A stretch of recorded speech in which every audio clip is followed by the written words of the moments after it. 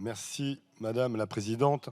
Puisqu'il nous faut un petit peu calmer les débats, bon d'abord je vais préciser que je défendrai conjointement le 122 et le 123.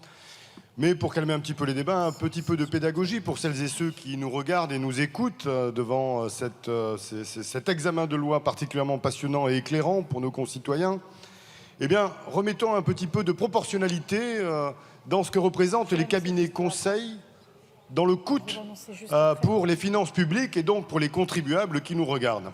Nous sommes aujourd'hui avec un coût des cabinets conseils qui est aux alentours, je vous passe les quelques dizaines de millions d'euros, mais de 1 milliard d'euros. Et 1 milliard d'euros, figurez-vous que c'est également le coût du fonctionnement de l'État français. Quand on dit le coût de l'État français, ça comprend la présidence de la République, ça comprend les parlementaires des deux chambres, ça comprend le Conseil constitutionnel et le Conseil d'État.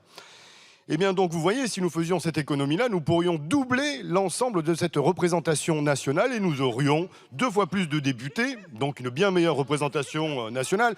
Et nous aurions même, regardez, cerise sur le gâteau qui va vous faire plaisir, nous pourrions nous offrir 2 présidents de la République et 2 couples présidentiels.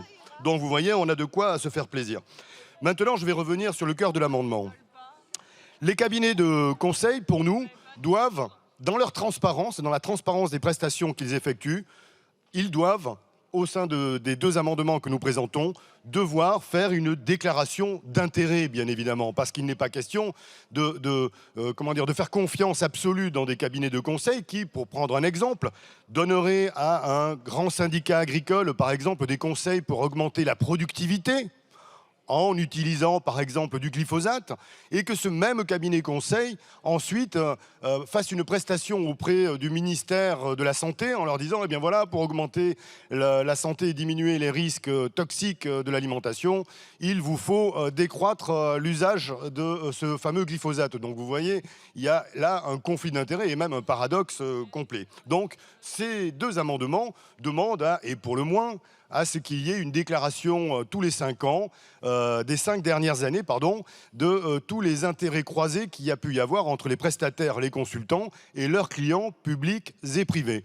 C'est-à-dire de pouvoir savoir si les clients de ces prestataires ou de ces consultants ont un capital dont le prestataire ou le consultant détient tout ou partie, parce que bien évidemment, ça change complètement la sincérité des rapports et des conseils qui sont promulgués par ces cabinets et ces prestataires.